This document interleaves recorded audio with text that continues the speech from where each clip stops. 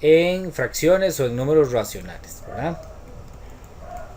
¿Qué son las relaciones de orden? Bueno, las relaciones de orden simplemente es saber cuándo colocar el mayor, cuándo colocar el menor y cuándo colocar el igual. Pero esto lo vamos a hacer en fracciones. Tenemos dos maneras, ¿ok? Hay dos maneras de hacer este tipo de ejercicios. Por ejemplo, yo les digo a ustedes, bueno, ¿quién es mayor? ¿8 séptimos o 10 o 10 octavos, por ejemplo? ¿Ok? Entonces nosotros,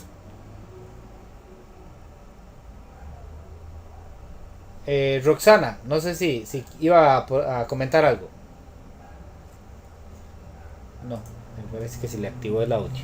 Ok, nosotros tenemos dos opciones para hacer esto. Una es venirnos aquí a la calculadora y recuerden que todas las fracciones, bueno, si tenemos calculadora científica, entonces lo ponemos así como fracción. Ponemos la primera fracción, 8 dividido entre 7, le doy igual y aprieto esta tecla que dice SD. Esta tecla me da el decimal.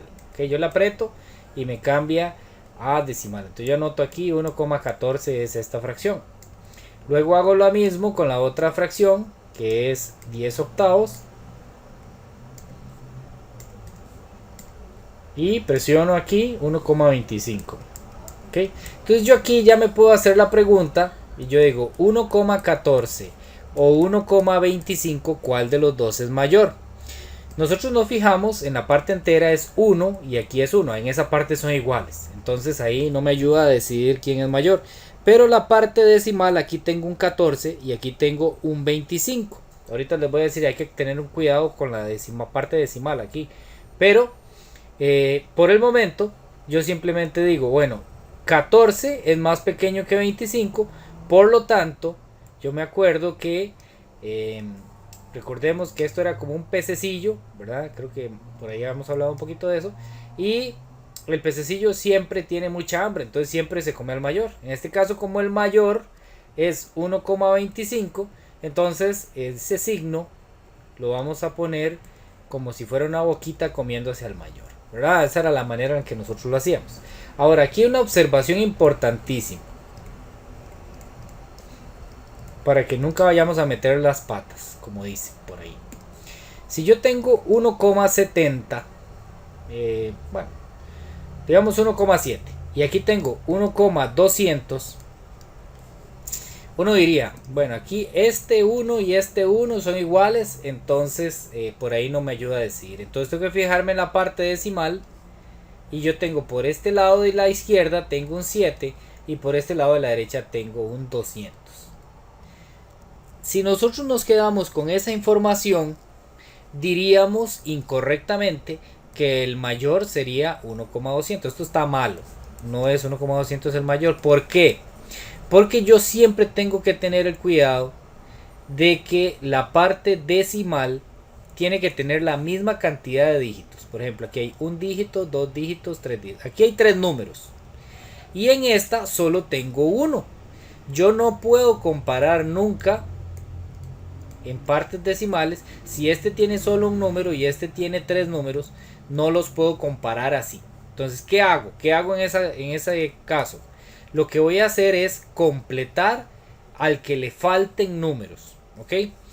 Este tiene tres dígitos y este solo tiene uno. Entonces lo que voy a hacer es que este que tiene solo uno lo voy a completar con ceros. Ah, ve, aquí ya tenemos ahora un 700 y a este lado tenemos un 200. ¿Quién es más grande? Es más grande 700. Entonces lo correcto aquí es poner que 1,700 es mayor que 1,200. Esto es por aquello de que cuando hacemos las divisiones, cuando hacemos este cambio de fracción a decimal, esto se llama conversión de fracción a decimal, nos pueden quedar algunos que tienen varios dígitos y otros que tienen menos. Entonces siempre tenemos que comparar cantidades que tengan exactamente la misma cantidad de dígitos después de la coma. Hay que tener ese cuidado, esto es importantísimo, porque si no lo hacemos así podríamos equivocarnos y ponerlo como lo hice al principio diciendo que 200 era mayor que 100. Ok, entonces ese es un cuidado que tenemos que tener. Ahora, les decía, bueno, si ustedes no tienen calculadora científica, Entonces lo que hacen es, por ejemplo, yo quiero saber cuánto es 8 séptimos en decimal. Entonces lo que hago es que pongo 8 dividido entre 7. Recuerden que siempre esta rayita de fracción es como decir una división. Entonces yo lo que hago es que lo hago como división, una calculadora sencilla, y me da lo mismo, 1,14, 28, 57, 14, etc. ¿verdad? Por ahora nosotros nada más tomamos dos dígitos después de la coma, con eso nos basta para comparar. ¿Ok? Entonces las relaciones de orden en los números racionales los vamos a utilizar de esa manera. Esa es una primera forma. Hay otra forma, yo no la uso tanto, la verdad, pero hay mucha gente que le gusta. Por ejemplo, que yo tenga que comparar 6 quintos, compararlo con 10 novenos, por ejemplo. ¿Ok? Entonces lo que vamos a hacer para compararlo es un truco. ¿Ok? Esto es un truco, una estrategia. Lo que vamos a hacer es que vamos a multiplicar esto así en cruz y lo vamos a hacer de la siguiente manera. Esta primera multiplicación, 6 por 9, la voy a colocar el resultado encima del 6. 6 por 9 es 6 por 9, ¿cuánto es? 54. ¿Ok? Y la otra multiplicación, 5 por 10, la voy a colocar del lado derecho, 50. Y entonces ahora yo me digo, ¿quién es mayor? ¿54 o 50? ¿Quién es mayor de esos dos? Ah, es mayor 54. Entonces, lo correcto es ponerlo así. Ese es un truco para comparar fracciones. ¿Ok? Siempre podemos utilizar esa estrategia para comparar dos fracciones. Lo que hago es que las multiplico en cruz y luego los coloco arriba. Me iba a hablar alguien por ahí, Rafael.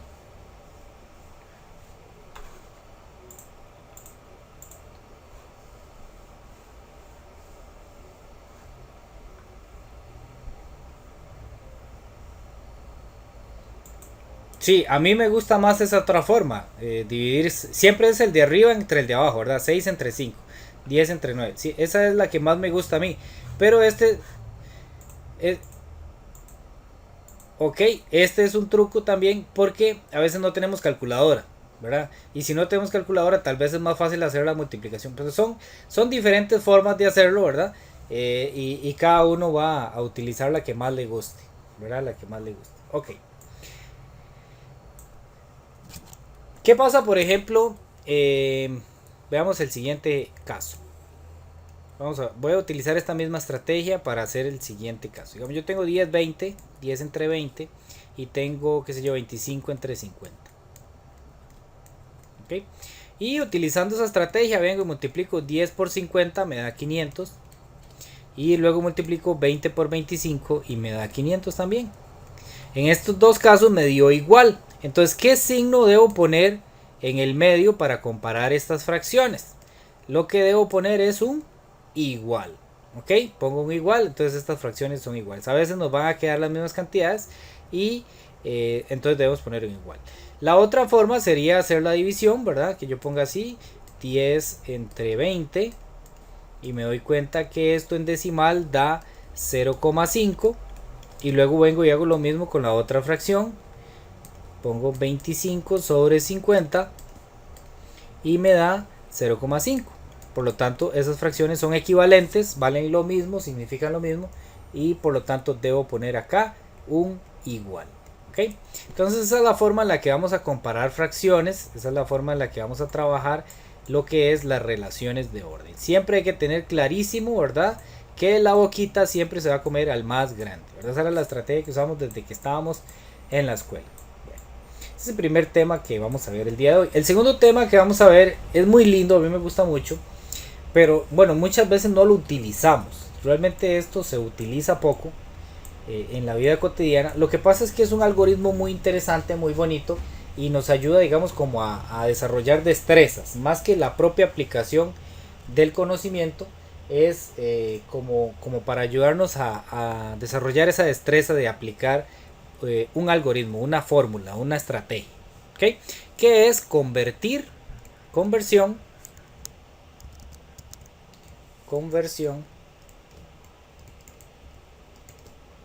de... Para ver si está grabando la clase, que no me acuerdo. Así. Conversión de decimal a fracción. O sea, nosotros sabemos, por ejemplo, que si yo tengo la fracción 7 tercios, yo sé que yo esto lo puedo pasar a decimal, ¿verdad? Que esto me dé 2,3333, es un número periódico, ¿verdad? Yo eso lo sé hacer. ¿Cómo lo hago? Bueno, tengo dos opciones. Lo hago con la calculadora, divido 7 entre 3 y me da 2,333333, ¿verdad? Esa es una forma. Y la otra forma es aplicar el algoritmo de la división que nosotros conocemos desde que estamos en la escuela, ¿verdad? 7 dividido entre 3. 3 por ¿cuál número me da parecido a 7? 3 por 2. 3 por 2 me da 6. A 7 le quito 6, me sobra 1. Pongo coma y yo me invento un 0 aquí. Y entonces ahora digo, 3 multiplicado por ¿cuál número me da aproximadamente 10? 3 por 3. 3 por 3 me da 9. A 10 le quito 9 y me vuelve a sobrar 1. Entonces yo digo otra vez, 3 multiplicado por ¿quién? Me da... bueno, aquí me invento otro 0. 3 multiplicado por ¿quién? Me da aproximadamente 10. 3 por 3 otra vez. 3 por 3 me da 9. Y adivinen qué, me sobra 1 otra vez. Por eso es que estos se vuelven periódicos, porque esto se va a seguir repitiendo y repitiendo. O sea, yo puedo adivinar que aquí sigue un 3, que sigue un 3, que sigue un 3. Y esto va a ser una secuencia que no cambia, ¿verdad? Es periódica, es repetitiva. Entonces eso sigue así, ¿verdad? Porque siempre me van a sobrar 1, le agrego un 0, multiplico por 3, me sobra 1 y ahí sucesivamente. Entonces esa es la otra forma que yo tengo para convertirlo. Si me lo dan en fracción, convertirlo a decimal. Una es usar la calculadora directamente y la otra es, si no tengo una calculadora a mano, pues aplicar lo que nosotros conocemos como el algoritmo de la división, ¿verdad? Esas son las dos formas que tengo. Pero ¿cómo hago para convertir algo que ya está en decimal? Por ejemplo, que yo diga, tengo el número 2,75. ¿Cómo hago para convertirlo a fracción? ¿Por qué? Porque yo sé que todos los números que tengan expansión decimal finita, ¿verdad? Finita, tiene fin, se acaba. O los que tienen expansión decimal infinita periódica, como el anterior, todos esos se pueden convertir en fracción. Todos esos números se pueden representar como una fracción. Pero ¿cómo hago yo? Si a mí me dan esto, ¿cómo hago para convertirlo en una fracción? Bueno, tenemos básicamente dos casos. Cuando la expansión decimal es finita, o sea, cuando lo que hay aquí después de la coma son unos cuantos números, apenas ven en 5 números o 3 números o 4 números, cuando es finita, lo que voy a hacer es muy sencillo, ¿ok? Voy a agarrar, por ejemplo, este caso que pusimos aquí, 2,75, tiene una expansión decimal finita y quiero convertirlo en fracción. Entonces lo voy a convertir de la siguiente manera. En el numerador, o sea, en la parte de arriba, voy a poner todo el número sin la coma, ¿ok? Como viene, exactamente como viene, pero sin la coma. Y lo que voy a hacer es ver de la expansión decimal cuántos números tiene. Este tiene un número aquí, dos números. O sea, tiene dos números esa expansión decimal. Entonces abajo voy a poner siempre, voy a poner un 1 cuando la expansión decimal es finita. Voy a poner un 1 y cuento. Hay 1, 2 dígitos. Entonces agrego 2 ceros. Si aquí fuera otro número más, entonces agrego un 0 más. ¿Ok? Yo voy a poner tantos ceros como dígitos tenga la expansión decimal. Y ya está. Ya esa es la fracción que me da 2,75. Quiero comprobarlo. Entonces yo vengo y pongo aquí en la fracción, pongo 275 sobre 100. Le doy igual y resulta que me da 2,75. O sea, sí la hice bien. Ahora, recordemos, ya ahí terminamos. Pero las fracciones tienen un trabajito adicional siempre. Y es que debemos simplificarlas. Siempre hay que simplificarlas, sí se puede, ¿verdad? Y en este caso sí se puede, según lo que vimos la vez anterior. Como este termina en 0 y este termina en 5, yo las puedo dividir entre 5, ¿verdad? Siempre que terminen en 0 y en 5, yo puedo dividir por 5. Entonces divido 100 entre 5 y me da 20.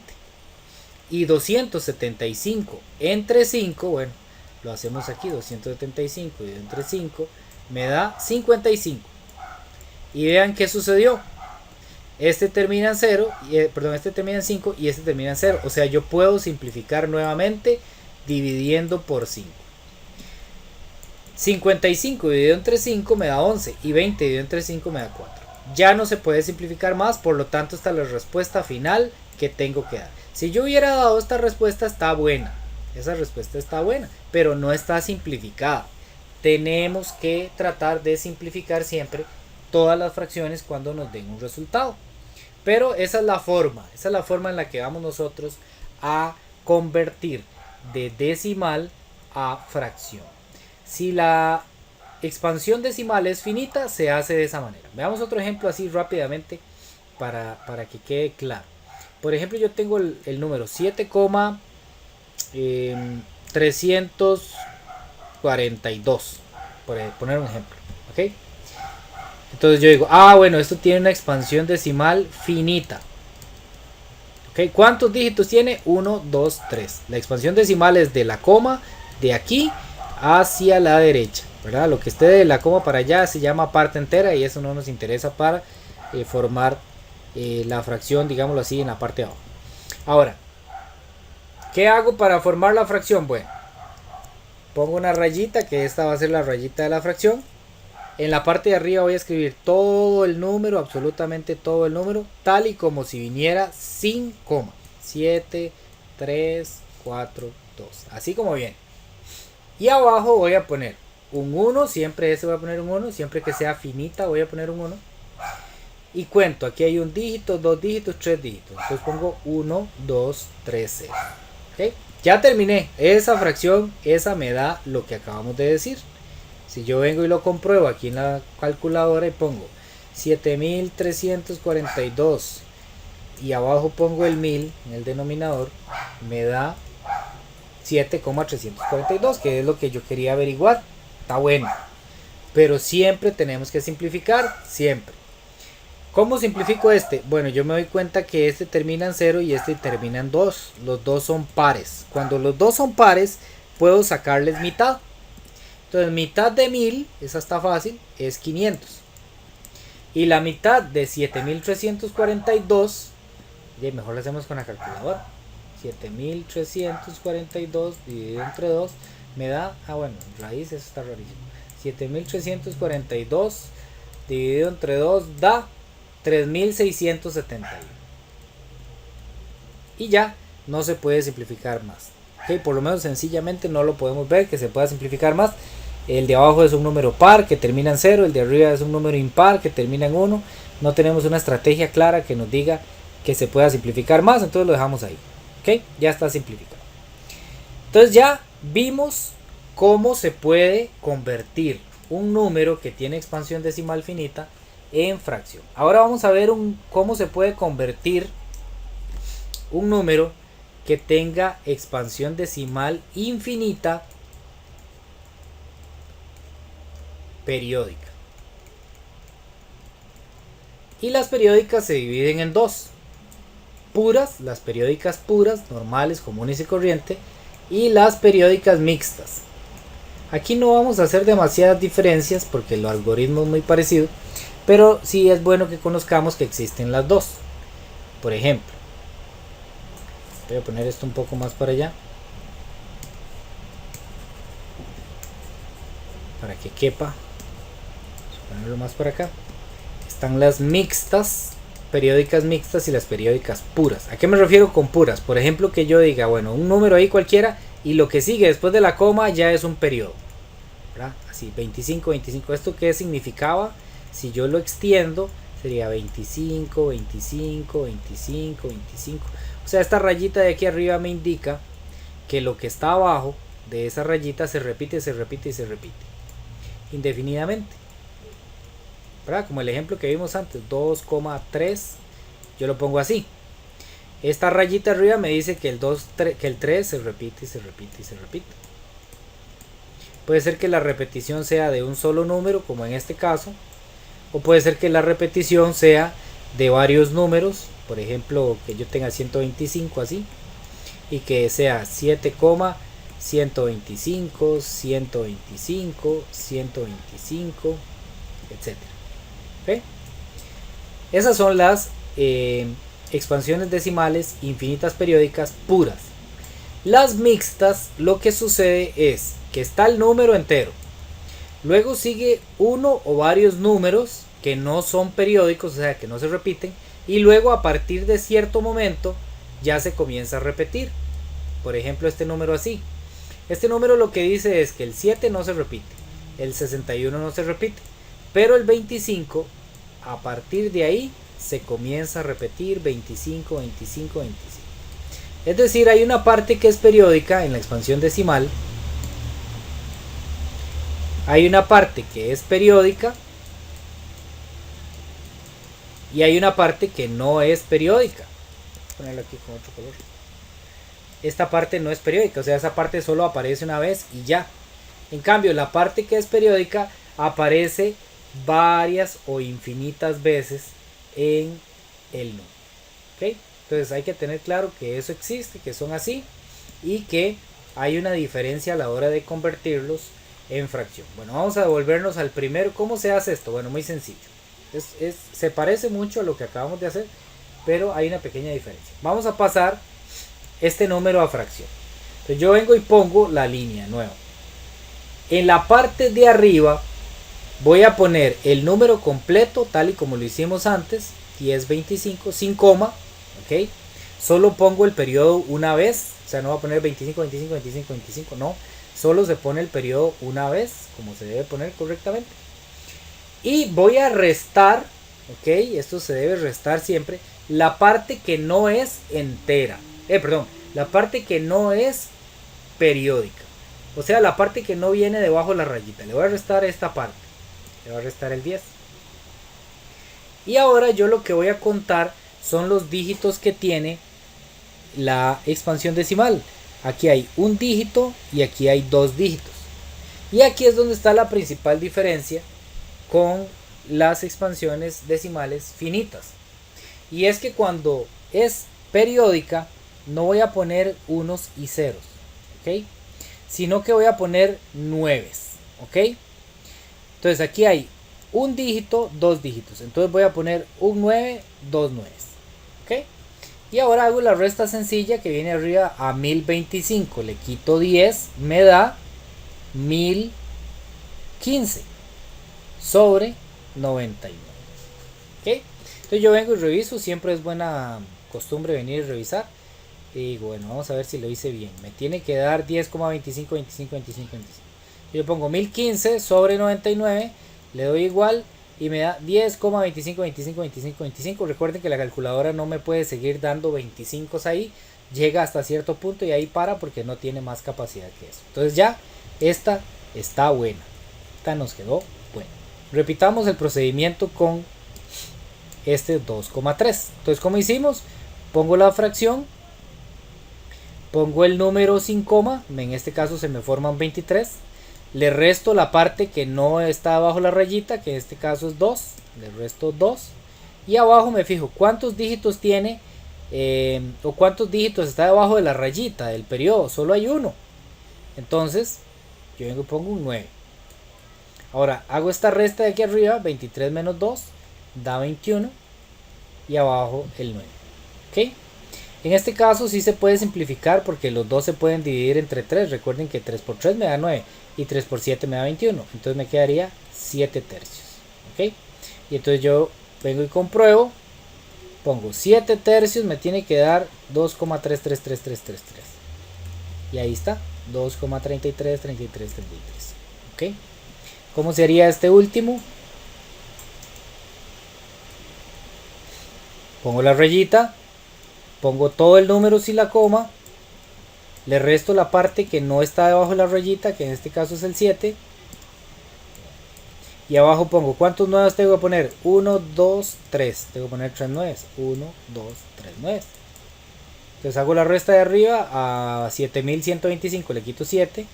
Es como a 25 quitarle 7, nada más. 7118 sobre 999. Entonces vengo y compruebo a ver si es cierto que me quedó bien. 7118 dividido entre 999, le doy igual, me da 7,125, 125. O sea, está bueno. ¿Ok? Esa es la forma en la que vamos a convertir de decimales a fracción. Y por último, la que es periódica es casi igual, pero se le agrega una cosita más al procedimiento que venimos haciendo. Entonces yo tengo el siguiente número. 7,61, que no está debajo de la rayita, y solo el 25 está debajo de la rayita. O sea, es periódico, solo el 25 se repite. Entonces hago lo mismo.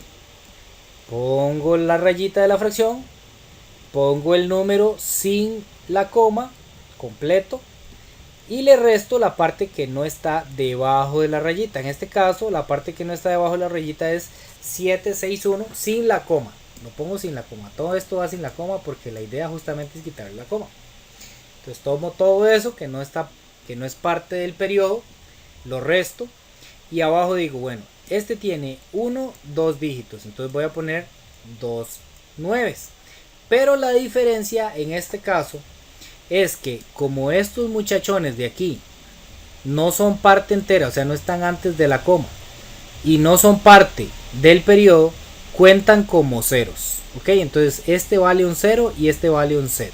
Entonces yo tengo que agregarlo aquí 0, 0. ¿Por qué estos dos ceros? Porque aquí hay un elemento que es decimal y que no está en el periodo, y aquí hay otro elemento que no es decimal, que es decimal pero no está en el periodo.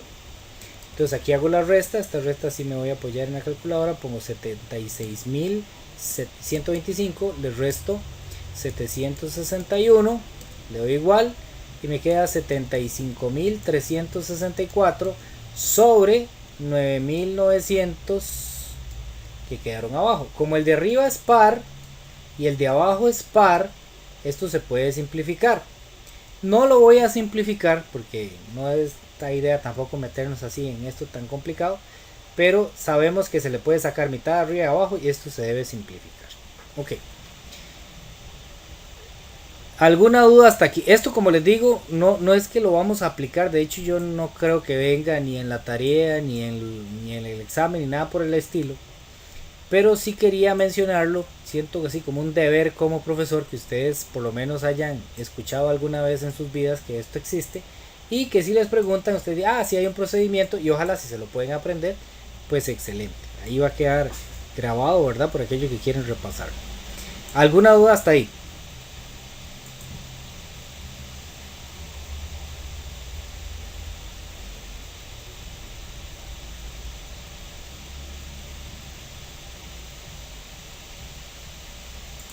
Ok, excelente. Sí, esto es práctica, ¿verdad? Hay que hacer mucha práctica y se le graba a uno, digamos. No es entenderlo, porque creo que entenderlo no está tan complejo, ¿verdad? No está tan difícil entenderlo, pero que se le grabe a uno el procedimiento sí hay que hacer bastante práctica. Ahí la idea es practicar. Bueno, ahí vamos cerrando. Bueno, me falta una cosita más para cerrar ya el tema de las fracciones, que es las operaciones combinadas. Lo que pasa es que nosotros ya hemos trabajado un poquito de operaciones combinadas,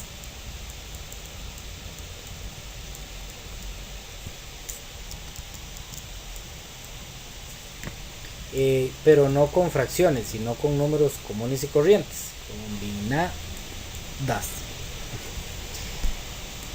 que vengan con paréntesis o no. Por ejemplo, digamos, nosotros podemos tener la siguiente operación: un medio multiplicado por 3 cuartos más 5 cuartos, todo eso le resto 2 séptimos, por ejemplo. ¿Okay? Podríamos tener esta operación. Entonces nosotros lo que tenemos que recordarnos son las leyes, ¿verdad? las leyes que regían las operaciones combinadas, ¿verdad? Como primero siempre se van a resolver los paréntesis, ¿verdad? Eso es lo primero que se debe hacer. Lo segundo que se debe hacer es si hay potencias y luego raíces, ¿verdad? Si hay, ahorita las vamos a mencionar. Tercero, si no hay ni potencias ni raíces ni paréntesis, entonces vamos a hacer las multiplicaciones y las divisiones. Y por último, cuarto, vamos a hacer sumas y restas. Y tenemos que recordar que esto siempre se va a ir resolviendo de izquierda a derecha cuando hayan dos operaciones que estén en el mismo nivel. Por ejemplo, si son puras sumas y restas, entonces ¿cuál hago primero? Bueno, la que está más a la izquierda, ¿verdad? Entonces se resuelve de izquierda a derecha si están en el mismo nivel de prioridad. Bueno, empecemos con esta que está aquí. Nosotros encontramos que hay unos paréntesis aquí, entonces eso es lo primero que se debe resolver. Lo primero que está dentro de los paréntesis es lo que debemos resolver. Observo aquí que lo que hay es una suma y esta suma es de fracciones homogéneas. ¿Ok? Es homogéneas. Cuando son homogéneas yo simplemente sumo los dos números de arriba y el de abajo se deja igual. 3 más 5 me da 8 y el de abajo lo conservo exactamente igual, entonces lo dejo como un 4. Como ya esa era la única operación que había dentro de esos paréntesis, entonces esos paréntesis se eliminan, ya no tengo que escribirlos más, tengo que bajar todo lo demás. Pero entonces en este momento me doy cuenta que aquí me quedó como un espacio vacío, ¿verdad? Ahí estaban los paréntesis, pero ya ahora no quedó nada y entonces me quedó un espacio vacío. ¿Qué debo hacer cuando me quede un espacio vacío? O sea, cuando hay un número seguido un paréntesis, lo que debo hacer es poner un por. Necesito poner ahí un multiplicado para que no me quede ese espacio vacío sin operación. Entonces siempre que haya un número y seguido haya un paréntesis, entonces debo poner en el medio una multiplicación. Y ahora sí, reviso y tengo una multiplicación y tengo una resta. Entonces yo me fijo aquí, no hay paréntesis, no hay potencias y raíces. ¿Qué debo hacer primero? La multiplicación. Entonces hago esta multiplicación. Entonces primero debo resolver esto que está aquí. ¿Cómo se resolvía la multiplicación de fracciones? En línea recta. Multiplico 1 por 8 y luego 2 por 4. 1 por 8 me da 8. Eso lo voy a poner arriba. Y 2 por 4 también me da 8. Y ya resolví esta multiplicación. Ahora ¿qué me queda? Bajar este resta que está aquí y bajar el 2 séptimos. Como esta operación que me quedó ya no es una operación de fracciones homogéneas, sino que son heterogéneas, entonces voy a aplicar la técnica que vimos la semana pasada para sumar y restar fracciones heterogéneas. En este caso lo que hacíamos era multiplico este señor por este señor y luego este señor por este señor.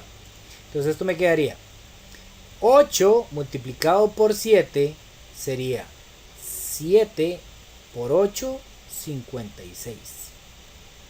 Menos, porque aquí hay un menos de la operación, 8 multiplicado por 2. 8 por 2 es 16. Entre y multiplico los dos números que vienen abajo. 8 por 7, 56.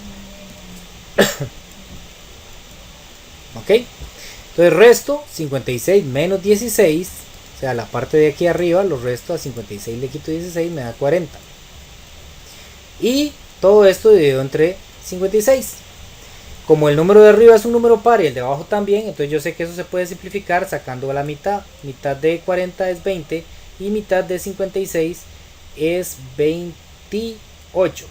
Si mal no me equivoco, sí, 28.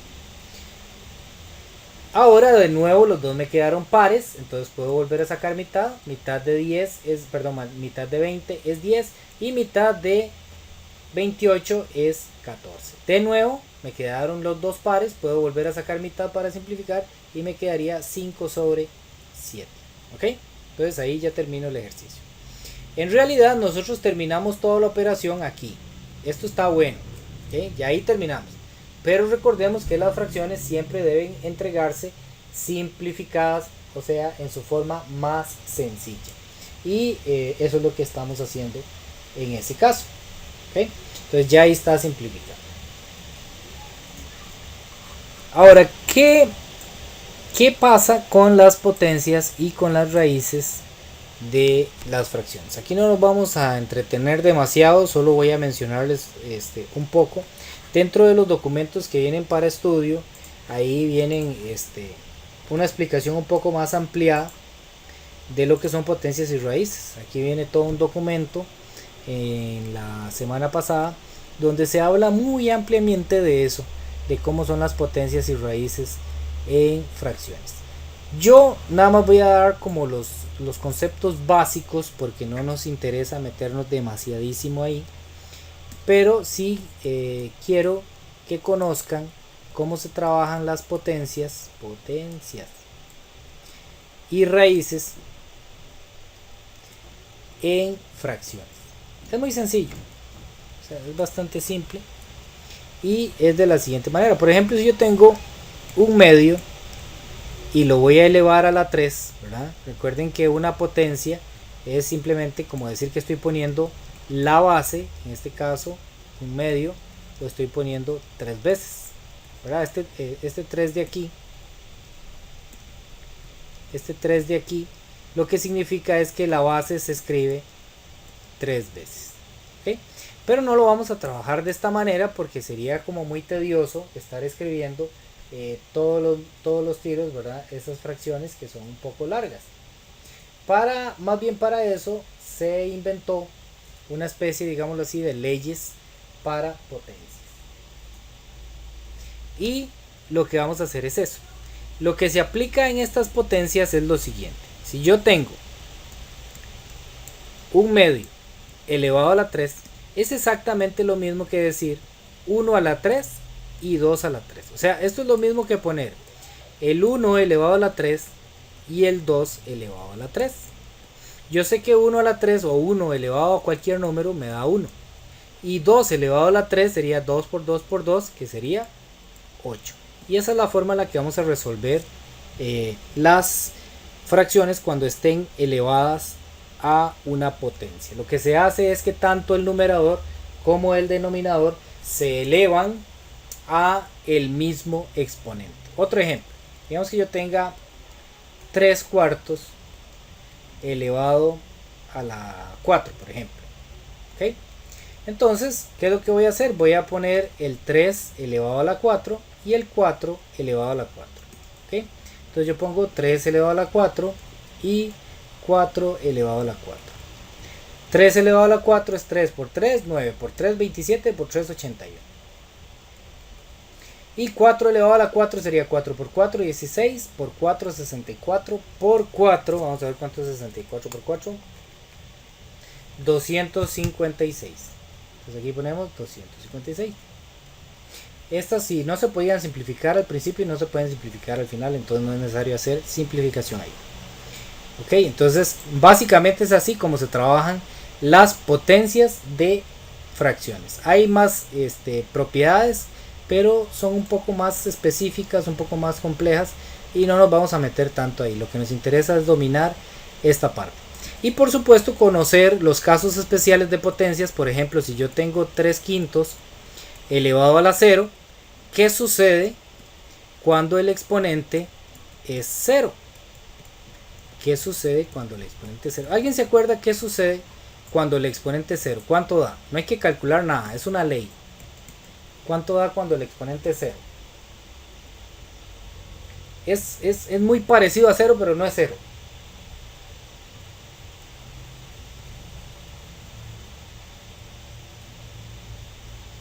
Correcto, es 1. Cuando el exponente es 0, entonces el resultado, uno cierra los ojos y pone 1. Es 1, nada más. ¿Okay?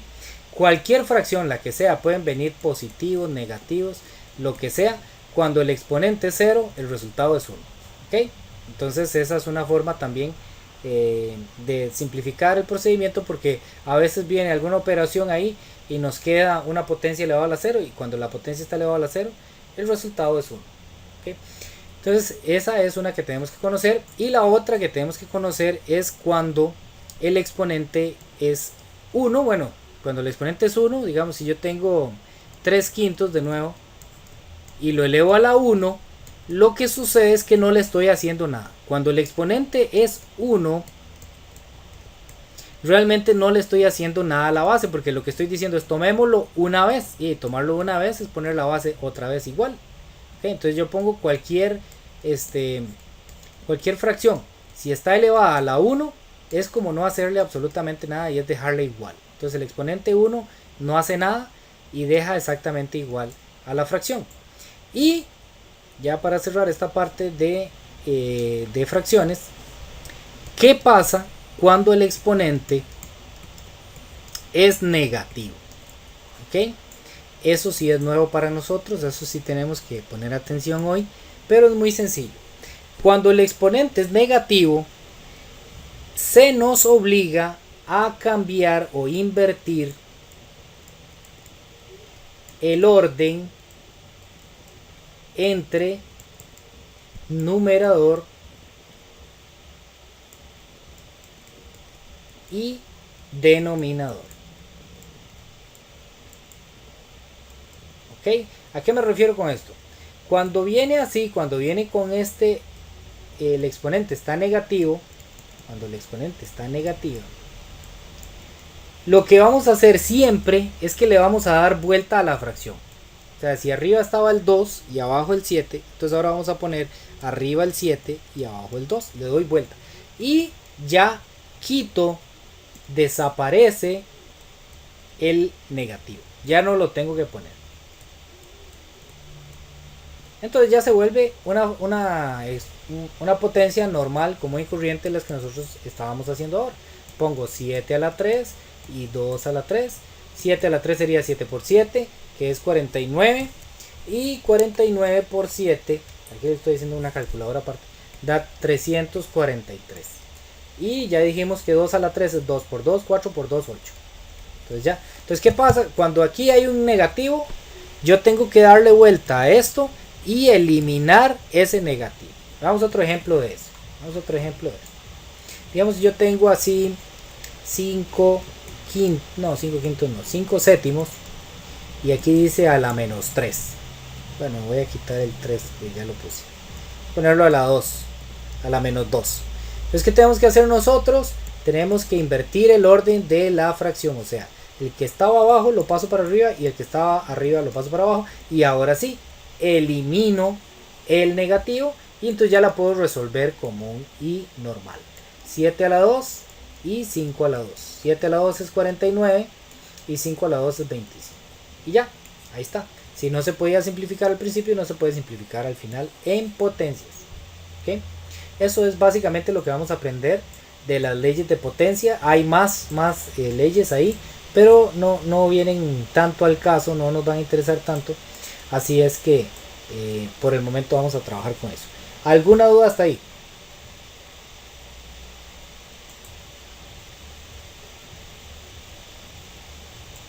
Sí, siempre se pone en paréntesis, esa es una buena observación, porque cuando no viene con paréntesis, digamos yo tengo 3 novenos, por decir algo, y no pongo paréntesis y pongo aquí el exponente, esto lo debemos interpretar como que ese exponente nada más es para el 3.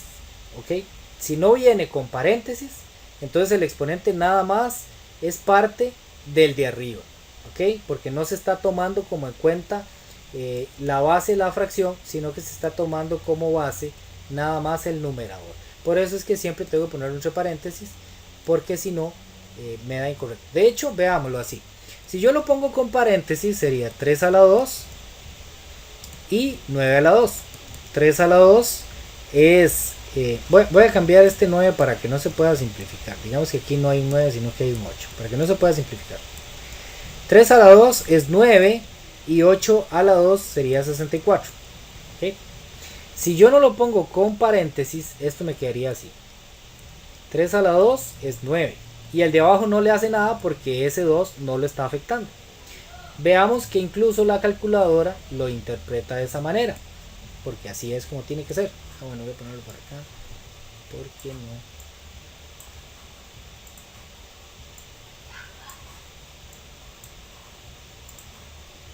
me cabe. Es que aquí me sale un cuadrito que a ustedes no les sale. Vamos a ponerlo, si yo lo pongo con paréntesis, 3/8, y lo pongo así, elevado a la 2, el resultado es 9/64. Pero si lo pongo sin paréntesis, si pongo 3/8 y lo pongo elevado a la 2, me da 9/8. Entonces hay que tener ese cuidado porque si no los mismos cálculos nos van a ir quedando mal. No es lo mismo que traiga paréntesis a que no traiga paréntesis, y nosotros siempre lo vamos a utilizar con paréntesis cuando queremos decir que toda la fracción está elevada a ese exponente, a esa potencia. Muy buena la observación. ¿Alguna otra duda?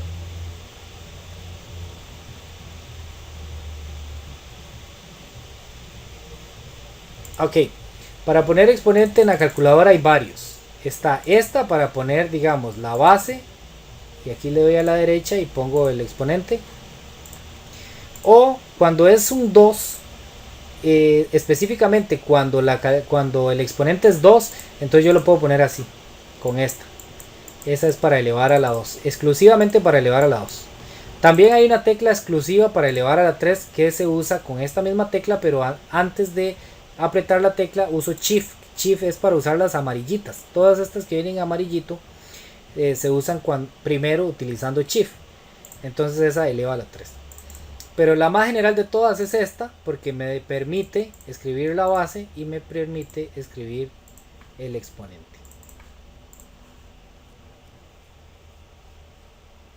Ok. Y ya para cerrar, ahora sí, con lo que son fracciones, tenemos que ver cómo se podría calcular, por ejemplo, la raíz de una fracción. Por ejemplo, digamos que yo tenga 4/9. ¿Okay? Si yo tengo raíz cuadrada, ¿cómo sé que es raíz cuadrada? Porque aquí no viene nada en el índice. Recuerden que este elemento que está aquí se llama índice. A veces las raíces aquí, en esta vueltita, digamos, traen un número. Ese es el índice. Ahí nos dice si es raíz cuadrada. Cuando no trae nada es cuadrada, raíz cuadrada. Cuando trae un 3 es raíz cúbica. Cuando trae cualquier otro número que no sea 2 o 3, se dice de índice 4, por ejemplo, en este caso. Esta es una raíz de índice 4. Bueno, devolvámonos aquí al lado de la raíz cuadrada de 4/9. Esto se hace muy parecido a los exponentes. Lo que se hace es que se saca raíz cuadrada del número de arriba y raíz cuadrada del número de abajo. En la calculadora esta sí, no nos vamos a meter a cómo es que se calculan las raíces cuadradas. En la calculadora yo puedo escribir cualquiera de las dos formas. Yo puedo poner raíz y adentro pongo la fracción. Entonces pongo 4/9 y aquí me va a tirar el resultado. En este caso son 2/3. Igual me va a dar aquí 2/3 porque es lo mismo. O yo puedo llegar y poner primero la fracción y poner, eso sí, raíz arriba y raíz abajo. Si pongo primero la fracción, tengo que poner tanto la raíz arriba como la raíz abajo. En este caso me da igual 2/3. Si pongo primero la raíz, entonces nada más tengo que escribir la raíz una sola vez para que me quede toda la fracción metida como encerrada entre la raíz. En este caso nos da 2/3. Por ejemplo, otro ejemplo aquí. Digamos que yo tengo raíz cúbica de 8/64. ¿Ok? Raíz cúbica de 8/64. Entonces vengo aquí y lo pongo en la calculadora de la siguiente manera.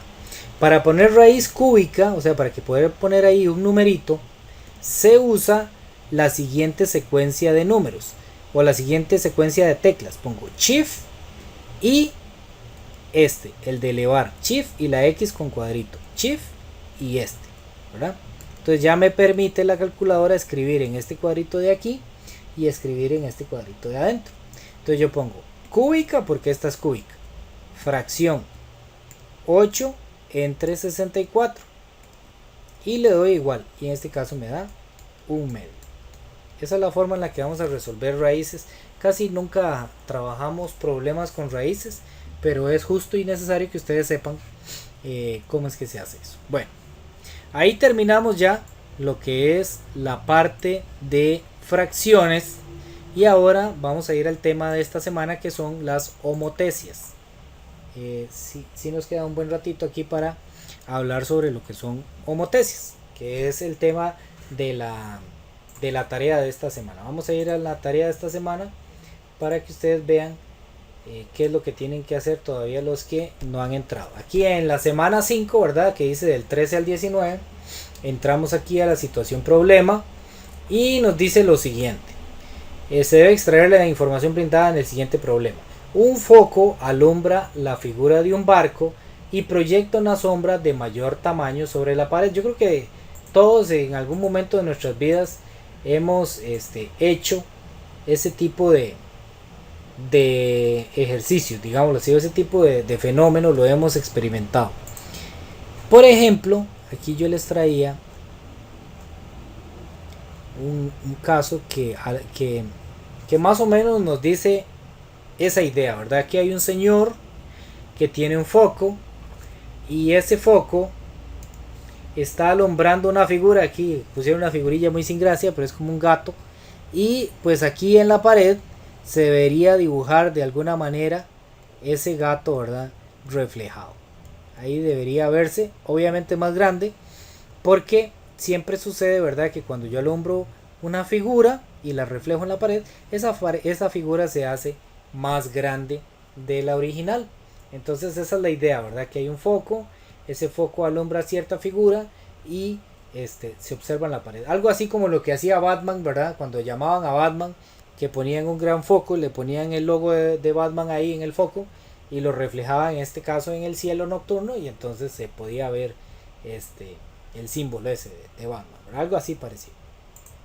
Bueno, entonces dice lo siguiente, responde a las siguientes preguntas. O sea, ya nosotros hemos experimentado con eso cuando hacemos teatros de sombras, que llaman, cuando hacemos esos juegos de sombras en las paredes, y ya tenemos cierta experiencia. Entonces, ¿qué elementos permanecen invariantes? Por ejemplo, no voy a dar la respuesta, pero sí quiero que observen que la idea es que esta figura que está aquí se va a reflejar en la pared, pero va a seguir siendo la misma figura. Bueno, yo lo hice aquí como muy a mano alzada, ¿verdad? Y quedó muy diferente. Pero la idea es que la figura, al final de cuentas, se mantiene muy parecida, ¿verdad? O sea, va a ser igual. Los ángulos se mantienen invariantes y la forma de la figura no cambia. La figura sigue siendo lo mismo. Lo que pasa es que aumenta el tamaño. Aumenta su tamaño. ¿Ok? Entonces es lo que sucede. Entonces ahí ustedes responden, ¿qué elementos permanecen invariantes? O sea, ¿qué no cambió? No cambió la posición de la figura, no cambió los ángulos de la figura. ¿Qué relaciones métricas hay entre los lados y los ángulos? En este caso son unos barcos que se están reflejando. Bueno, se mantuvieron iguales los ángulos, se mantuvieron iguales los lados, creció, disminuyó, etc. ¿Qué pasa, por ejemplo, si yo acerco el foco? Y eso lo pueden hacer ustedes ahí, no sé, los que tengan hijos, ¿verdad? Pueden trabajar o jugar con eso, ¿verdad? ¿Qué pasa si yo pongo un foco, alumbro mi mano, la reflejo en la pared? ¿Qué pasa si alejo el foco de la mano o si lo acerco de la mano? ¿Qué pasa? Aumenta el tamaño de la sombra, disminuye el tamaño de la sombra. Entonces ese tipo de respuestas son las que tienen que dar. Aquí no hay respuestas exactas, digámoslo así, no hay una respuesta que ustedes tengan que decir, el barco mide 20 centímetros, o sea, no hay medidas exactas. Aquí son como más un poco de opinión. Y quiero hacer aquí una observación que he estado notando con respecto a los comentarios que hacemos en el foro. O sea, yo primero vengo y le doy aquí responder. Y respondo a estas preguntas. ¿Qué elementos permanecen invariantes? Entonces yo digo, permanecen invariantes tales y tales elementos. Respondo a la siguiente pregunta. ¿Hay relaciones métricas entre los lados y los ángulos? Sí, existe la siguiente relación porque los lados pasa tal y tal cosa y los ángulos pasa tal y tal cosa. Ok. ¿Hay relaciones métricas entre la distancia del foco, la figura y la sombra? Sí hay relación porque pasa esto, esto, esto y lo otro. Ok. Respondo eso. Recuerden que nosotros siempre debemos comentar dos aportes de los compañeros. Y aquí es donde quiero hacer la observación. La idea es generar un poco más de conocimiento, ¿verdad? Yo entiendo que muchas veces uno está de acuerdo y uno dice, ¿qué le voy a agregar? Si el compañero lo dijo todo bien, ¿verdad? A veces se queda uno en esa situación. Pero sí la idea es agregar un poquito más, ¿verdad? No es nada más poner frases muy cortas como decir, muy bien compañero, muchas gracias. O estoy totalmente de acuerdo con usted. Y lo digo no por ninguno de ustedes, sino porque esto es algo que se repite año con año en este tipo de foros, ¿verdad? Siempre sucede lo mismo. Uno viene y comenta, dice Rafael Antonio, puso todo esto, entonces yo le voy a comentar a él y le pongo, excelente compañero. Esos aportes yo hasta el momento los he valido y no les he bajado puntos, pero sí ya para los próximos foros, ya como lo estoy mencionando el día de hoy, sí voy a pedir que tengan un poquito más de contenido. Pues no sé, uno puede dar un ejemplo. Sí, compañero, me parece excelente lo que usted dice. Yo he hecho ese ejemplo de tal y tal y tal forma y siempre me ha parecido que lo que sucede es esto y esto y esto, ¿verdad? Entonces ya uno aportó un poquito más y entonces uno de los compañeros que viene después ya puede agarrar y decir, no Javier, yo creo que usted está equivocado porque cuando uno hace eso más bien lo que sucede es esto otro, ¿verdad? Entonces ya uno aporta un poquito más al foro, que es al final de cuentas lo que queremos, que haya un poquito más de conocimiento. Entonces nada más quería hacer esa observación ahí con respecto a los foros para que tengan cuidado de eso. ¿Okay? Eso es lo que tienen que hacer para esta semana. Para la próxima semana, esto es esta semana y no hay nada más esa situación problema. Para la próxima semana, del 20 al 26, ustedes todavía no lo pueden ver, yo sí, viene la primera tarea. En esa tarea se va a evaluar todo lo que vemos de hoy para atrás. Entonces ahí van a venir varios ejercicios, creo que ser unos 6, 7, 8 ejercicios y cada uno de materia diferente. Entonces ahí lo vamos a estar hablando, ahí podemos de ir aclarando algún poquito de dudas a través de el WhatsApp si es así que sea necesario. ¿Okay? Bueno, entonces vamos a ir al tema de la semana, que es eso de las homotecias. Este tema tiene algunos conceptos importantes que nosotros debemos conocer y yo les traigo aquí una homotecia que hice en este programa GeoGebra. Si lo quieren travesear, es un programa muy bonito, tiene muchas funcionalidades. La idea es la siguiente, voy a borrar ese no. Digamos que yo tengo esta figura. ¿Okay? Esta es una figura que le vamos a decir que es la figura original, este polígono, ¿okay? Este que estoy moviendo. Ese polígono es el polígono original y quiero hacer una homotecia para que yo pueda hacer más grande ese polígono, o sea, quiero ampliarlo, eso se llama ampliar. Entonces lo que realmente debemos hacer es comenzar a tirar una línea que pase desde el foco de homotecia, desde el centro de homotecia, que en este caso siempre va a estar ajeno a la figura, y vamos a comenzar a tirar líneas de manera que esas líneas pasen por los vértices de la figura. ¿Ok? Y ahora lo que yo voy a hacer es que voy a medir estas distancias, cuánto hay desde D hasta C, cuánto hay desde D a B y cuánto hay desde D a. Okay, voy a medir esas distancias y yo digo, quiero que la figura resultante sea 2 veces más grande que la figura original. O sea, quiero ampliar este triángulo de manera que me quede un triángulo igual pero 2 veces más grande, como hacemos a veces, o antes se hacía mucho con las fotografías, ¿verdad? Que uno tomaba una fotografía del hijo al año y le quedaba muy bonita y uno decía, yo voy a llevar a ampliar esta fotografía al estudio para que me la hagan en un cuadro y yo pegarla en la pared. Era la misma fotografía pero la hacían ampliada. Ok, más o menos esa es la idea de las homotecias, es agarrar este polígono, que en este caso es un triángulo, pero puede ser cualquier polígono, y queremos una copia de él, pero más grande. ¿Ok? Entonces, lo primero que hacemos es tirar estas líneas. Lo segundo es que medimos cuánto hay desde D hasta C. Según el programa aquí, nos está diciendo que desde D hasta C hay 5,68. Desde D hasta B hay 7,59. Y desde D a A hay 5,5. Esto lo haríamos con una regla. Lo medimos ahí. Cuánto mide desde aquí hasta aquí. Cuánto mide desde aquí hasta aquí. Si lo quiero el doble de grande, entonces yo empiezo y hago lo siguiente. Voy a borrar todas estas líneas para que trabajemos primero en esta línea. Desde aquí, desde D hasta C, hay 5,68. Y yo quiero que la línea, la figura resultante sea el doble de grande. Entonces lo que voy a hacer es que voy a hacer 5,68 y lo voy a multiplicar por 2. Me tiene que medir entonces 11,36. Entonces yo vengo y mido aquí con la regla 11,36 a ver hasta dónde me llega. Y donde llega hago un punto. Vamos a ver esto cuánto mide. 9,68. Ah, no. Espera, voy a medir este segmento.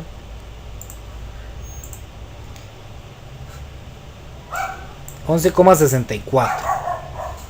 Vamos a correrlo un poquitito más para arriba. Ahí, 11,68. Ahí. Y ahí. Entonces pongo este punto. Este es el punto que se llama homólogo a este punto. O sea, es como correr este punto hasta ahí. Hasta ahí, perdón. Y ya tenemos el punto resultante, el punto homólogo. Ahora vamos a hacer lo mismo, pero con esta otra distancia. Dijimos que la distancia que hay desde D hasta A, es de 5,5. Entonces yo voy a decir cuánto es 5,5 por 2. Si lo hubiera querido hacer 3 veces más grande, entonces lo multiplico por 3. 5,05 por 2 me da 10,1. Entonces vengo y voy a poner un segmento que tenga como medida 10,1. Debe ser como por ahí. Ahorita lo corremos. Ahí me dio 12. Entonces vamos a correrlo aquí al 10,1.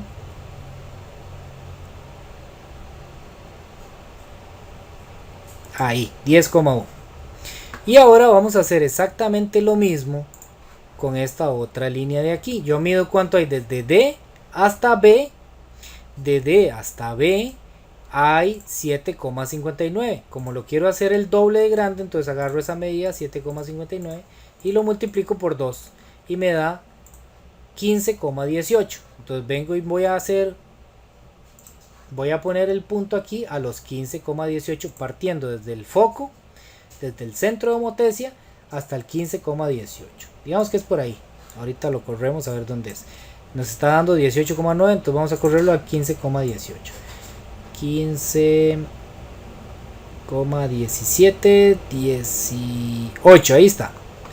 Y ya tenemos los vértices de la figura resultante. Ahora lo que tengo que hacer nada más es unirlos y ya me va a quedar, bueno, voy a ponerlo para que me quede así rosado.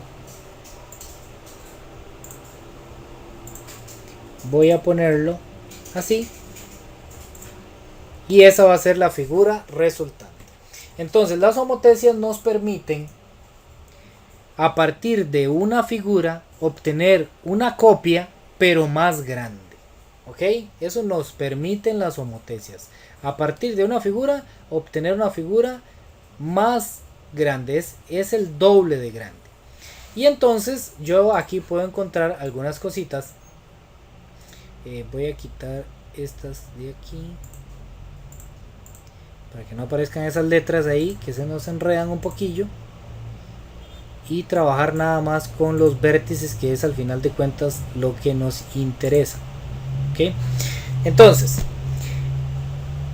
digamos que de este punto C yo lo corrí hasta aquí. Esos se llaman vértices homólogos. ¿Por qué vértices homólogos? Porque tienen como la misma forma, ¿verdad? La misma forma, o están en la misma posición que la figura original. Entonces, ¿cuál es el homólogo de E? El homólogo de E es C. ¿Cuál es el homólogo de C? E. ¿Cuál es el homólogo de B? El homólogo de B es G. Ah, no, eso sí lo tengo que dejar. Tengo que quitar es esto, ¿no? Ahí está. ¿Cuál es el homólogo de A? F. Ahora, si yo lo tomo por lados, entonces yo digo, este lado de aquí, ¿cuál es la copia de este lado de aquí? De CA. El homólogo de CA es EF. ¿Cuál es el homólogo de AB? El homólogo de AB es GF. ¿Cuál es el homólogo de CB? El homólogo de CB es EG. ¿Okay? Entonces esa es la forma en la que nosotros vamos a trabajar con estos, con homotecias. ¿Okay? Esa es la idea de las homotecias. Entonces yo aquí puedo ver algunas características que tienen las homotecias. Los ángulos, es decir, la medida que hay desde este lado a este lado aquí por dentro, los ángulos nunca cambian. Porque si los ángulos cambiaran, entonces la figura no se mantendría igual, no sería una copia. Por ejemplo, si este ángulo yo lo hago más grande, bueno, ahí me quedó igual, se está manteniendo. Pero si yo este ángulo lo hago más grande y este lo dejo igual, la figura no se va a mantener parecida, no van a ser una copia del otro, van a ser diferentes. Entonces los ángulos en las homotecias siempre miden lo mismo. El ángulo que está aquí mide lo mismo que este ángulo que está aquí. Es más, veámoslo. Vamos a ver, aquí está el ángulo. Vamos a poner este ángulo de aquí. Ah, bueno, lo puse por fuera. Suave.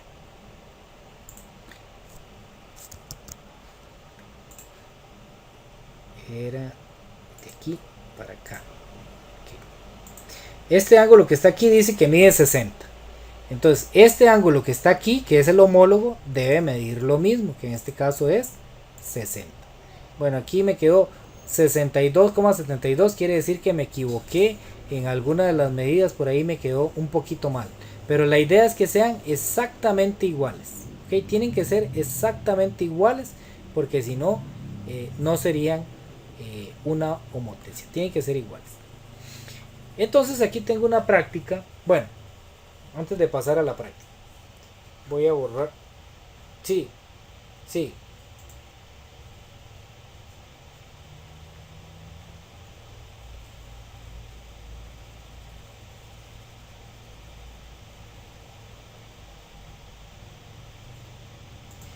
No, la idea es que no pueden variar. Es más, voy a borrar este para que quede bien hecho.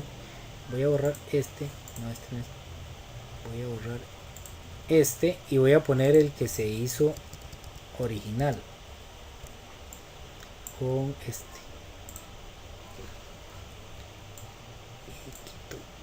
Este sí es una copia exacta. Por ejemplo, si yo mido este ángulo, como estábamos haciendo antes, ya ahí vemos que ese ángulo mide 60. Y si mido este de aquí,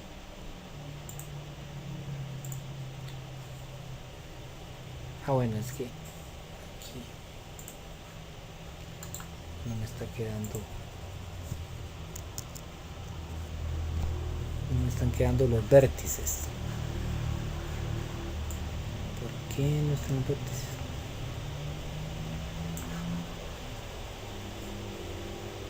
Voy a hacerlo aparte para que lo veamos bien. Es que ya vi ahí en el S me corrió un poquito antes, entonces eso fue lo que sucedió. Vamos a poner un punto aquí, un punto aquí, un punto aquí, y esta es la copia. Entonces ahora sí vamos a poner los ángulos. Ese mide 60 y vamos a ver cuánto mide este ángulo de aquí, que mide 59,92, porque alguno de estos puntos no lo puse exactamente donde tiene que estar el vértice.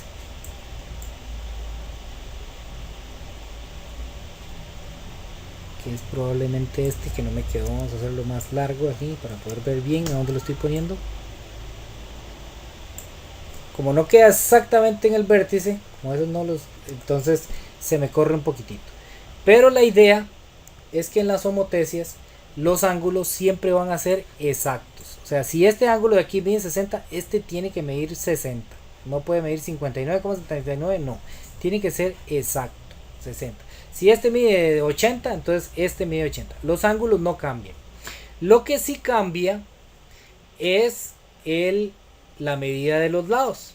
Como se supone que esta más grande de aquí es el doble de grande que la primera, entonces, por ejemplo, si de aquí de C a B mide 7 centímetros, por decir algo, entonces de E a F mediría 14.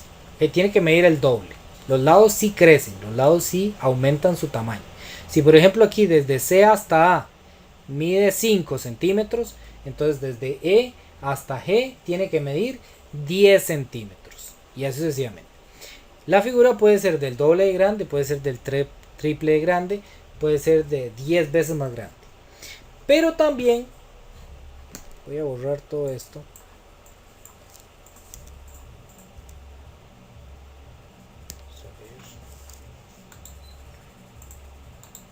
Pero también podría ser una disminución. Las homotecias sirven también para disminuir una figura.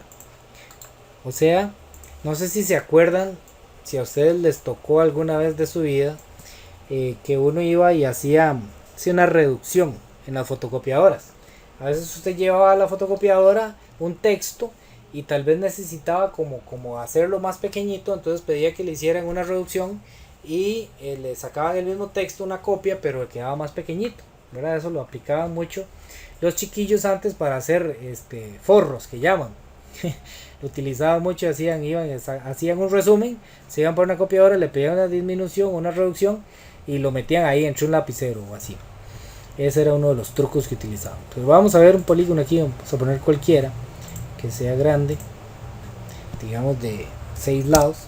Yo tengo esa figura y ahora vamos a usar una homotecia para hacer una reducción de ese polígono. También se puede hacer más grande o se puede hacer más pequeño.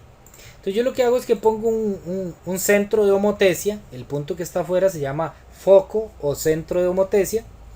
Y lo que voy a hacer es que voy a hacer una homotecia. Voy a aplicarla aquí con el programa que ya lo trae. Y ahora lo que vamos a hacer es reducirlo. Reducirlo, para eso se utilizan fracciones. Por ejemplo, un medio sería una de la mitad, o sea, decir 0,5, la mitad de grande. Y entonces ya con eso redujimos esa figura, la hicimos de la mitad más pequeña. A ese factor de escala de cuánto más grande o cuánto más pequeño lo vamos a hacer, se le llama razón de homotecia. Cuando la razón de homotecia es un número entero, por ejemplo, vamos a ver, razón de homotecia.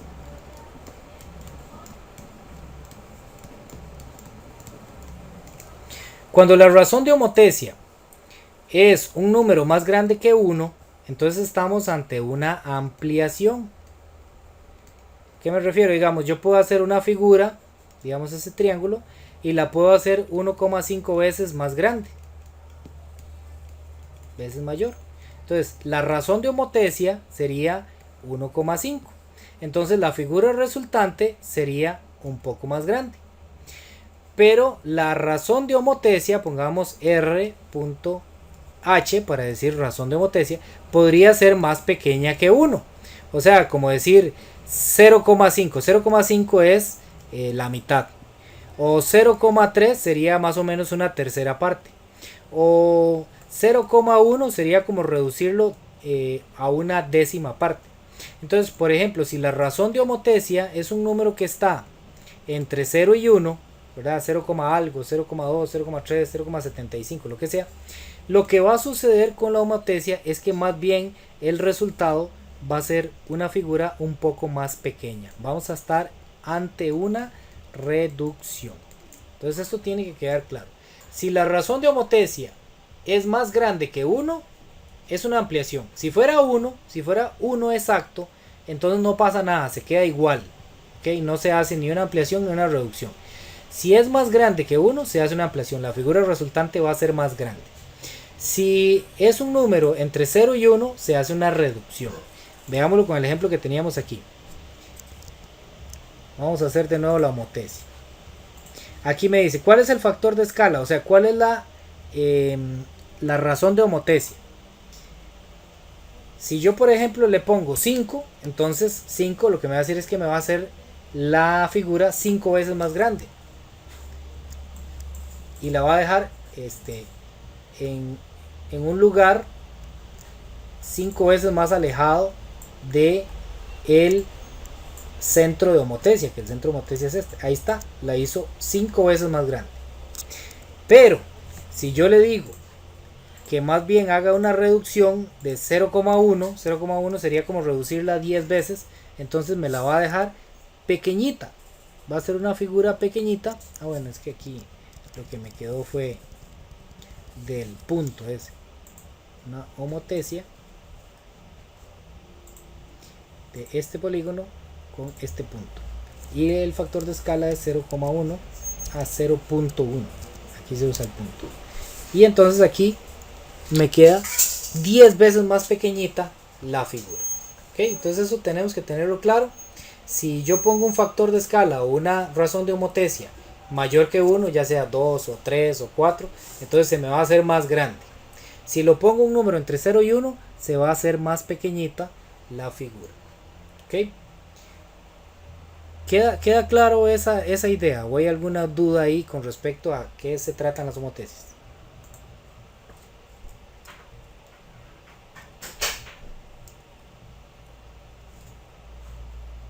Ok, excelente. Ahora, hay otro tipo de homotesia. Para esto voy a usarlo así en grande. Voy a borrar todo esto nuevo. Hay otro tipo de homotesia que se llama homotesia inversa.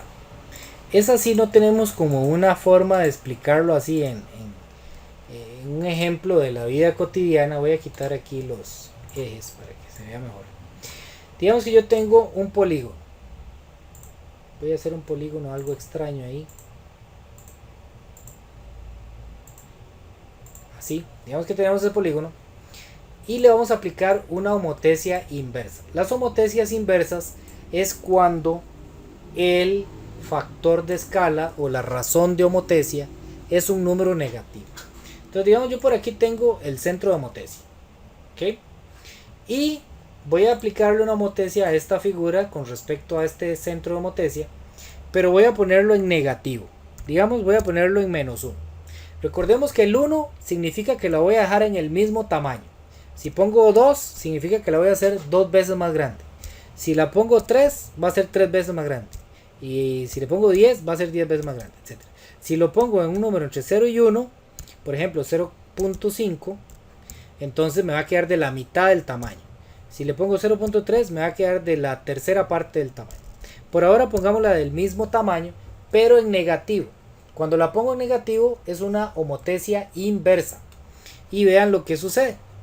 Me queda el centro de homotesia, me queda en el centro de las dos figuras. ¿Ok? Pero además observen que la figura invierte la forma. Eso no sucedía cuando yo hacía una homotesia positiva, una homotesia directa se llama. Vamos a hacer una homotesia aquí directa para tener la comparación. Voy a hacer una homotesia del doble del tamaño pero positiva. Ahí está. Esta es una homotesia positiva, una homotesia directa del doble del tamaño. Y vean lo que sucede con las rectas. Pongo el centro aquí, pongo aquí.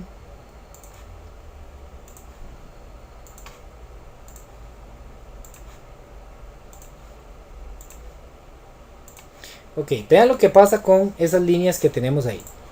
Si ponemos atención, esta línea que viene desde F y pasa por A, pasa por el homólogo A, que es A'. La línea que va por el B pasa por el homólogo, que es B'. La línea que va con el D pasa por el homólogo, que es D'. Y así lo mismo, C con C' y E con E'. O sea, las líneas pasan por sus homólogos. Y vean lo curioso que pasa con las que es inversa. La línea que viene por A se viene por aquí, pasa por el centro de homotesia y pasa por A. Aquí tenemos que AB se viene y le da vuelta y queda aquí abajo. Aquí está B. Este que está aquí arriba es este que está aquí abajo. Cuando la homotesia es inversa, la figura sufre una rotación. Sufre una rotación y además se invierte la figura. Entonces, el D, vea lo que aquí estaba como abajo del A y el B, y ahora el D quedó arriba del A y el B. El E que está aquí se convierte en este E'. Y el C que está aquí se convierte en este C' de este lado de acá. ¿Ok? Entonces eso es lo que sucede cuando la homotesia es inversa. O sea, cuando la razón de homotesia yo pongo un número negativo. Lo que va a pasar es que esta figura que está aquí va a sufrir una reflexión y una rotación con respecto al eje X y al eje Y. O sea, se le da vuelta a la figura y lo que estaba arriba pasa para abajo, lo que estaba a la izquierda pasa para la derecha. Si ustedes ven aquí, el AE está a la izquierda de la figura. Y ahora el A'E', que sería el lado homólogo a AE, me quedó a la derecha de la figura. Eso es lo que sucede con las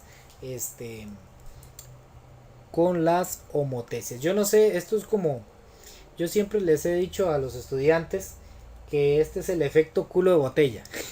No sé si ustedes han visto por esas botellas de vidrio que uno observa, digamos por el cuello de la botella y le da vuelta a la imagen, ¿verdad? Lo que uno está viendo en la vida real queda como patas arriba, ¿verdad? Las personas que están al frente de nosotros, o los objetos que están al frente de nosotros, invierten su forma. Bueno, eso es lo que sucede en las homotesias. Justamente este es el mismo efecto, que la figura que yo tengo a este lado pasa y se invierte, de manera que lo que estaba arriba pasa para abajo y lo que estaba a la izquierda pasa para la derecha. Es lo que sucede con las homotesias. Entonces veamos una práctica aquí para que tengamos una idea de cómo nos podrían preguntar o qué nos podrían preguntar con respecto a las homotesias. Por aquí tengo una práctica.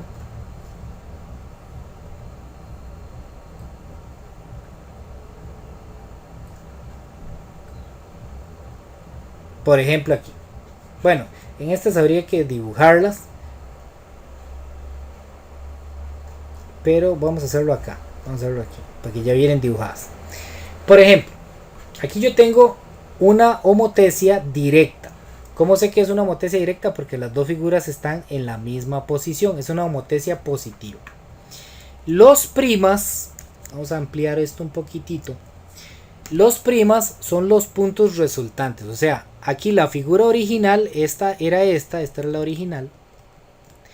Y los que vienen con prima, o sea, que vienen aquí con este apóstrofe, eso significa prima o se llama prima, son el resultante. Entonces esta es la figura resultante. Entonces de esta figura original se hizo una figura resultante que es más grande. Entonces esto se llama una ampliación. Una ampliación, o como lo llaman aquí, una dilatación. Cualquiera de las dos. Aquí el K recordemos que es la razón de homotesia o el factor de escala. Es un número más grande que 1, porque yo sé ¿por qué sé que es más grande que 1? Porque la figura resultante es más grande que la original. Entonces, yo por ejemplo les podría preguntar aquí, ¿cuál es el lado homólogo a AB? El lado homólogo a AB es A', B'. Ese es el lado homólogo. ¿Cuál es el punto homólogo a D? El punto homólogo a D es D'. Y así. Yo les puedo preguntar, este ángulo, ¿verdad? El ángulo con vértice en A es igual al ángulo con vértice en A'. Tienen que ser iguales. Si este ángulo de aquí mide 20, por ejemplo, este va a medir 20. Los ángulos no cambian. Los lados sí. Si por ejemplo este lado desde B hasta C mide 7 y esta figura que está aquí es el doble de grande, entonces esta tiene que medir 14. ¿Ok? Porque tiene que medir el doble. Aquí tenemos en el ejemplo B una disminución o una contracción, ¿verdad? Una disminución, una contracción o una reducción es cuando la figura original, en este caso la original era la celeste, y la resultante es más pequeñita. Entonces estamos ante una disminución, una contracción o una reducción. Entonces yo sé que aquí el factor de escala fue de 0, algo, de 0,1, de 0,2, o sea, es un número entre el 0 y el 1. No puede ser ni más grande que el 1 ni más pequeño que el 0. Entonces ahí tenemos eso. Y ahí de nuevo tenemos los lados homólogos. Por ejemplo, ¿cuál es el lado homólogo a AC? A este lado. ¿Cuál es el lado homólogo? El lado homólogo es A', C'. Ese es el lado homólogo. ¿Qué pasa cuando tenemos una ampliación pero en inversa? Una ampliación en inversa.